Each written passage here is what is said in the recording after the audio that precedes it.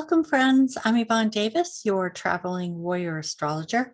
And today I'm going to be talking about a particular time in 2022, which happens to be this early quarter of 2022. And this is going to be the best time of the year. So I want to make sure that you know about this and why it's so special, because I've always felt that if you know when the best times are, you can plan to take action during those times. And then others, like in January with the Mercury retrograde and Venus retrograde, those interplanet retrogrades make things a little more difficult.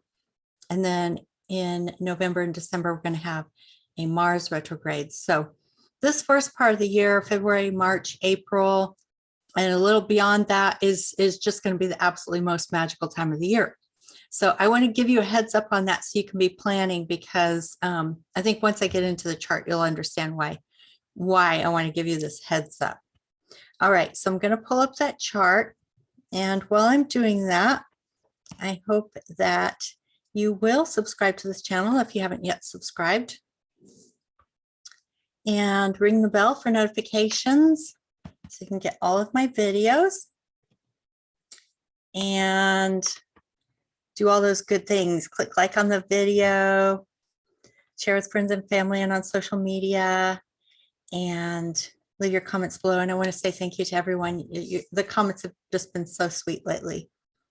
Alrighty, so this chart that I pulled up just to get us started is for April 29th. So I did make a video that kind of takes you through the end of January. Then, of course, I'll be doing the Aquarian new moon and anything else that's relevant around this time period, and getting my videos posted for the weekend. So once we get through that period, then we start February, March, and April with all the planets direct. That's one of the reasons why this is such a great time for going out into the world and making things happen. But there's another reason, which I want to show you in this chart. So basically what we have here, I set this chart for the Pluto retrograde this year on April 29th. That's the first planet that goes retrograde after 3 months of all planets direct. And so what we see here is really interesting, because all of the planets are in 1/3 of the zodiac. So if you look at your chart, look at where these signs are. This is Pluto in Capricorn at 28 degrees, Saturn in Aquarius at 24 degrees, and then we have a stellium in Pisces with Mars at 11 degrees, Neptune at 24, Venus at 26, and Jupiter at 27. That's really what I'm going to be coming back to, because the combination of Jupiter, Venus, and Neptune is one of the most magical. It's like in Harry Potter, the Felix Felicitas magic potion, everything goes right. Well, this is pretty much the closest you can get in astrology to that. So we definitely want to plan something really, really special for those conjunctions. And then we're moving toward a new moon. That will be, it's actually a new moon eclipse in Taurus, which will also be very favorable. And that will be fairly close to Uranus, but it should be, if it's landing in your chart in a favorable way, it should be also a favorable surprise or change. So we can be looking forward to that. And it's also making a sextile to Mars. So that could help make it favorable as well. And then we've got the North Node at 22 degrees of Taurus, and then Mercury at 29 degrees of Taurus, which is making a trine to Pluto. And both of those in that trine are making sextiles to this magical combination of Jupiter, Venus, and Neptune. So in general, it's a really favorable chart, but the main thing that I really want to get across for you is that, you know, I've been doing astrology for decades now, and I've watched this combination of Jupiter, Venus, and Neptune, and it really, really does work, especially when it's in a trine or a conjunction. Other combinations can work well also, like sextiles or a combination of any of those, trine, sextile, conjunction. Even sometimes if you've got, you know, a square, opposition, or inconjunct, there's just something about those energies, probably because you've got the two benefics, Jupiter and Venus. They always work well together because they are the benefics. And then for some reason, when you add Neptune to it, it makes it magic. It's like that's the super special sauce, you know, that makes it super, super magical when you throw Neptune in there, which is the higher octave of Jupiter and the co-ruler of Pisces with Jupiter. So I'm telling you, you really cannot get a more magical combination than this. Jupiter, Venus, and Neptune direct in Pisces, which are co-ruled by Neptune and Jupiter. So they're super happy in those signs. They're, and you know, they're both hugging Venus, and they're all direct. So yeah, this is like the cherry on top of the sundae. Okay. So this is something that we're moving towards. So it's not like you just want to wait until this day and then suddenly do something special. No, you want to plan. Okay. And so if you're watching this video, even if you're watching it later, but certainly if you're watching this video in these latter days of January, we're waiting for Venus to station direct and we're waiting for Mercury to station direct. Then when you wake up in the morning on February 4th, you've got 3 months with all the planets direct before the first one, Pluto, goes retrograde. And even Pluto retrograde is not a problem. You know, so every once in a while, you may notice something on the actual day it goes retrograde, if it's stirring something up, because, you know, Pluto is kind of karmic. It takes us into our shadow. And so sometimes it will excavate something, bring it up for evaluation. But I think the fact that it's happening on this day with such magical alignments, whatever comes up will be an absolute gift. Okay.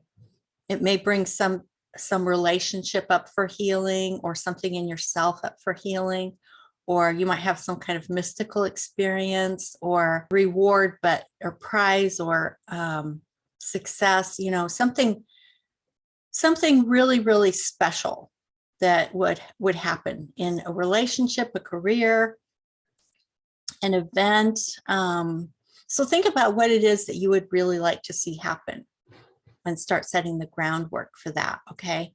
So again, you know, like I said, when I'm making this and posting it, we're at the end of January. And so you'll have 3 months to work toward this, 3 months of all the planets direct to work toward this. And then I wanted to also mention to you that, so February has some really awesome alignments because you've still got Jupiter and Neptune together in Pisces moving direct, even before we get Venus and Mars in there. And so, yeah, the whole month of February is awesome. And also March, awesome. But when you get to April, it's like we're really starting to get these alignments in Pisces coming together for us and giving us that extra magical boost. So it starts right off the bat at the end of March, the new moon in Aries. So I'll be talking about that more, you know, when we get there, but you can look at where you have Aries, because something really special will get kicked off. It's around midnight, so it crosses over into February 1st. So it crosses over into April 1st. And that day is really good. I'm not sure if you can see this. See how I've highlighted like every aspect that day is awesome. That new moon is going to be amazing. And then we start to move into see what else we've got going on here. Okay, so then we get the Jupiter-Neptune conjunction on April 12th. So that's going to be another really awesome day to highlight. You can see there are all those fabulous alignments happening on the same day as the Jupiter-Neptune conjunction. So definitely put that on your calendar and plan something special. And there are loads of awesome alignments all throughout the month of April that you can make use of. And then on April 14th, Mars moves into Pisces at the end of the day. So on the 15th, we already have a stellium in Pisces. And then we have the full moon with the moon in Libra and the sun in Aries on April 16th. Again, I will do another video on that when we get closer to that time, but you can put those dates on your calendar so you can make use of the new moon and full moon. And then as we get into the last week of April, this is where you're just having all the planets are just, they're like in major celebration. So you can see this, like virtually every aspect I highlighted for those 4 days, April 25th through the 28th, especially the Venus-Neptune conjunction in Pisces on the 27th. So you've got the Jupiter-Neptune conjunction on the 12th and the Venus-Neptune conjunction on the 27th.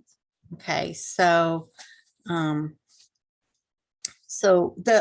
thing to realize is that they're close to each other. Okay, so the orb still works too. They don't have to be exactly conjunct.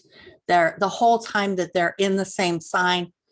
The closer they are together, the more powerful that energy gets. But even if they're not exactly conjunct, when they're in that orb, that magical energy is already at work. Okay, and that's important to know because as I've been doing astrology all these years and I've watched the way the alignments unfold, one of the things I found is that it happens in layers. So the most fundamental layer is your karma, and you may have good days and bad days, but it's the fundamental karma that will unfold your life. So when you have transits, what happens is that the transits are actually the timing that is activating the karma. Okay, so the karma is like the underlying story, and the transits are like the timing triggers that say when different things will be activated to unfold that karma. So let's say, for example, in your chart, you have something that says you're going to be, famous someday, or you're going to marry the love of your life, or you're going to have children, or, whatever. It doesn't have to be something super, super spectacular, but definitely, some favorable karma can be indicated in your chart. And so that's what comes along is the activation of that. And obviously there can be some painful karma as well that can unfold, like a death of a parent or something like that. So, but karma is not by its nature good or bad. It's just what you signed up for in this lifetime. And that can be indicated in your chart. And so that's the underlying karma. And it's activated like epigenetics. So the genetics are there, but then the choices you make activate different parts of your karma. So that's why it's important to always live with integrity and be authentic and be in alignment, because when you're in alignment and you're authentic and you're living with integrity, that means that you don't have to worry about some negative karma coming up, even though sometimes, unfortunate things will happen. When it happens, you go through that experience with the most integrity that you possibly can. And then when you come out of it, you haven't created any new karma. See, that's the most important thing. So in other words, new karma, what I mean by new karma is like, for example, if you went through a difficult situation, like maybe you were in a relationship and you were dishonest and had an affair or something like that, that created new karma that will then later have to be dealt with. So that's what I'm saying is like if you made a mistake and then you just came out honestly and took responsibility for it and tried to make amends, then you still have to deal with the initial karma, but you're not creating new karma that will have to be dealt with down the line. And that's obviously the negative karma. There's also positive karma. So if you do a favor for someone, if you're kind to someone, that builds up good karma too. But you always have to do it without expecting anything in return. When you expect something in return, you're actually creating negative karma because you may be disappointed, and that would be the negative karma. So yeah, whenever you do something, do it because it's right, not because you expect to get something in return. Because if you expect to get something in return, you're actually creating negative karma because it's like you're holding some expectation. And so you just want to give it freely. And then the universe will, believe me, the universe does notice. And I think that in the end, you end up being happier regardless, because you're not counting, you're not holding score, you're not holding on to expectations that could later be disappointed. Hopefully, that helps you to understand what I mean by like the rippling out, every action you take, the rippling out of good karma versus the rippling out of negative karma that will have to then be addressed later. So in terms of creating those ripples, because everything, it's important to understand that astrology is not discrete moments in time. While there are discrete moments in time, like, okay, this happened on this day and this happened on that day, astrology is energy. So it's more like waves. So if you went out and you threw a pebble in a pond, you can see the ripples that it creates. Or if you watch the waves in the ocean, they come in and they go out. And, you can see that when they're coming in and when they're going out. But the thing is that it's a continual process. The wave is the energy. It's a continual process. It's not discrete in the sense that like flipping a switch on and then the lights come on, and then flipping it off, the lights go off. It's not like that. It's a continual wave of energy, and it will go according to its momentum until there's some reason for it to change, to stop or change directions. So the energy of astrology is the same way.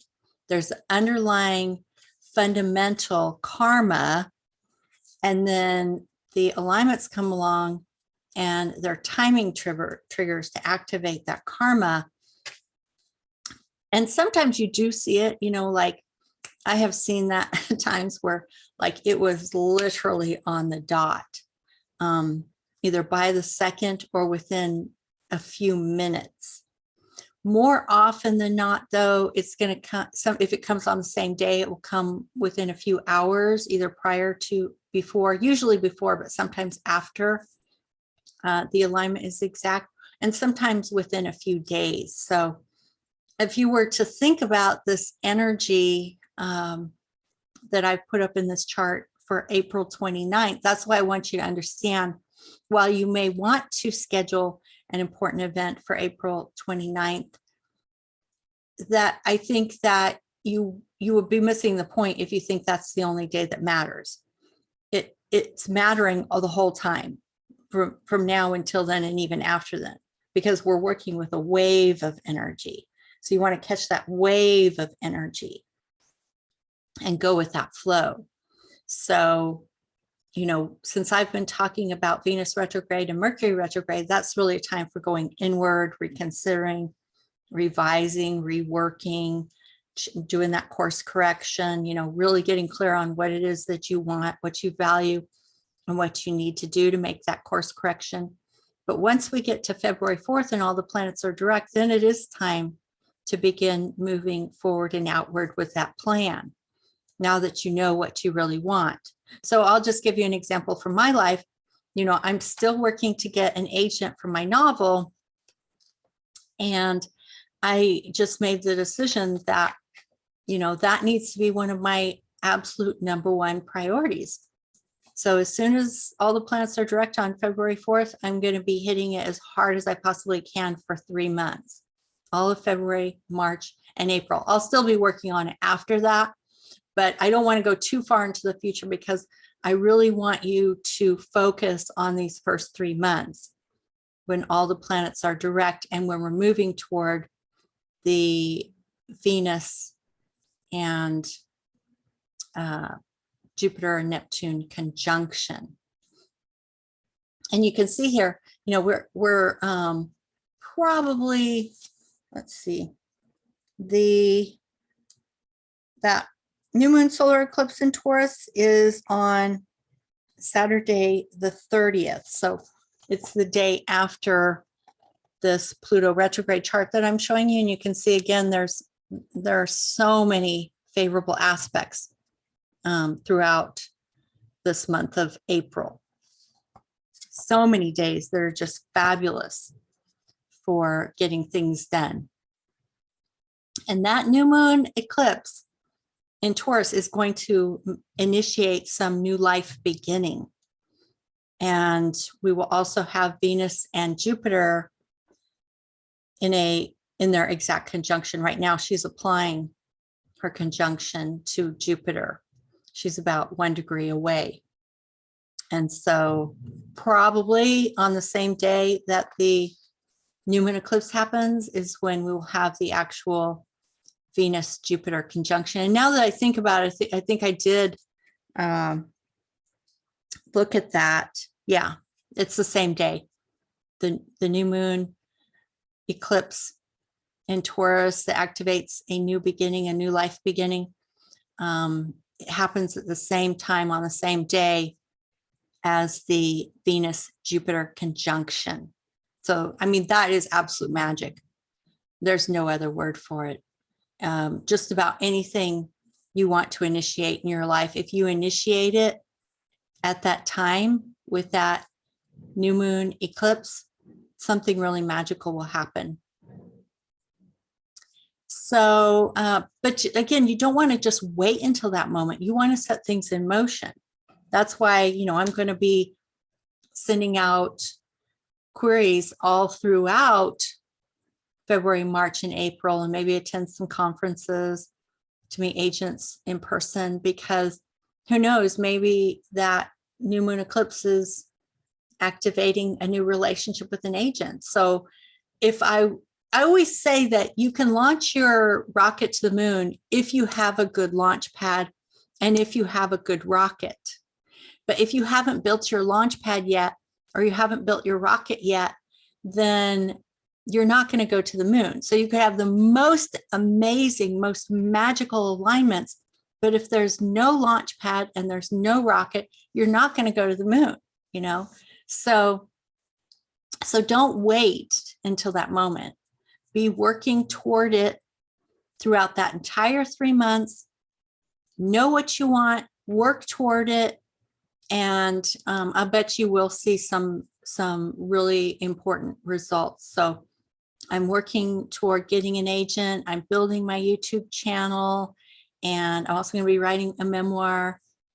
And so, you know, those are 3 projects that are really important to me. And I hope to share a lot of that on my YouTube channels, either this one or my other one, Freedom Seeker channel, which there's always a link below if any of you are interested in that. I hope you'll go over and check out that channel as well and subscribe to it. But the point is that, like, I know what I want. So it's easy for me to come up with a list of actions that I want to take. And then now, as an astrologer, I'm giving you the timing. Okay. So if you don't yet know what you want, then please, please, please figure it out. It doesn't, I always say that, like, it's okay to make a mistake because you can't really make a mistake. If you think that you want to be a world famous chef and you go to cooking school, and the first month that you're in cooking school, you realize that you hate it. I mean, who knows? I'm in film school right now. I'm enjoying it, but I'm also realizing that I like doing YouTube. I'm not necessarily going to be looking for a job in Hollywood, and maybe film school isn't necessarily what I need. And that's okay. I still gained from the experience. And, so if I decide that this isn't the direction that I want to go in, that's totally fine, because what you gain from that isn't just the experience itself, but you gain more knowledge about where you want to go in life. So if you thought you wanted to be a world famous chef and you go to cooking school and you realize it's not what you want, that is totally fine. Maybe you'll meet someone there, and that person will turn out to be the love of your life. I don't know. I'm just saying that you don't know where your life is going to take you, but I can tell you, if you sit in your house and never do anything different than what you've already done, your life will probably be the same it's always been. That's one of those sayings that it is definitely true. If you continue to do what you've always done, you'll get what you've always gotten. And so if you would like something different, then go for it. Give it a try. And, put yourself out there during these 3 months when the planets are direct. Because I can guarantee you'll at least get something good out of it. There's no way, in my opinion, there's no way, unless somehow you've got it's landing in your chart in some really funky way. But I just really don't think anything negative can come from the Jupiter, Venus, Neptune conjunction, unless you're a drug addict.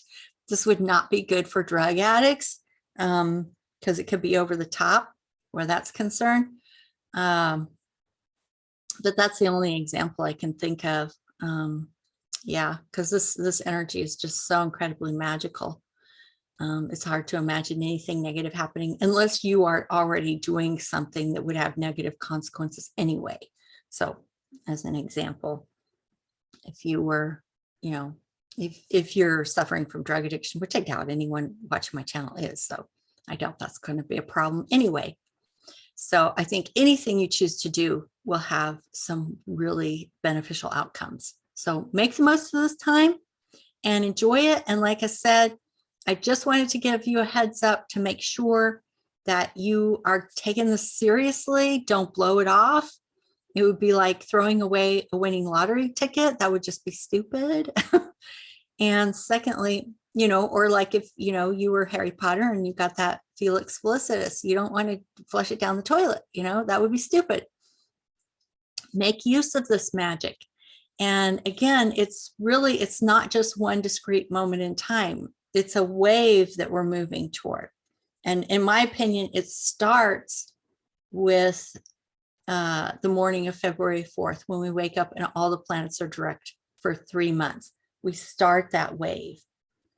And it's building and building and building and building and building and building and building and building. And then we crest.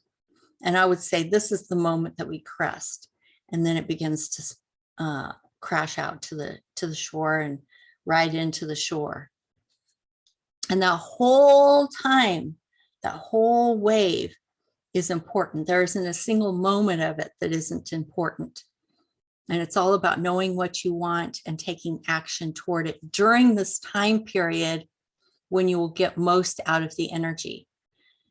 Because trying to do it in November and December when Mars is retrograde isn't going to be as successful. Unless you're, say, for example, want to go on a spiritual retreat, or you want to create a self-directed writer's retreat, which is what I plan to do at that time.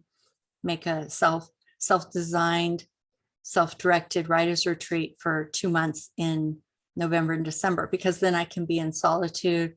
I can be doing inner work, my creative work, which by myself, which I love.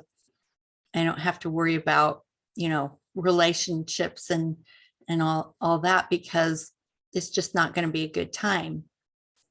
I can still do my videos and stuff, but I wouldn't want to launch new products or things like that, like new workshops. I'm not saying it can never work. I'm just saying that it's not the way that I would choose to use that energy. So I'm already planning for, this is the time to get out there, put yourself out there, try to get the things that you want. If you want a promotion, if you want an agent, if you want a relationship, if you want to have a child, if you want a new home, if you want to relocate, if you want a new career, this is the time, February, March, and April. This is the time to go out and do those things and to have success, okay? Even if you don't see the full fruition of your dream, I think that you will make significant progress during those 3 months, capped off with this incredibly magical energy. So these 3 months are the time to do it, okay? So don't waste this energy. Please start planning for it now and make the most of it, that whole entire wave, February, March, and April. And then we'll talk more about, different alignments as they happen during those 3 months. I'll be making more videos. And then of course, afterward, the energy will still be there. There's still be momentum to work with, so that you can, continue to benefit from whatever you are able to initiate during these 3 months. But we'll talk more about that as the time comes. So put these dates on your calendar, start planning what you want to do with these months, February, March, and April, and so you can make the most of it. All right, that's it for now, and I will see you again next time. Bye-bye.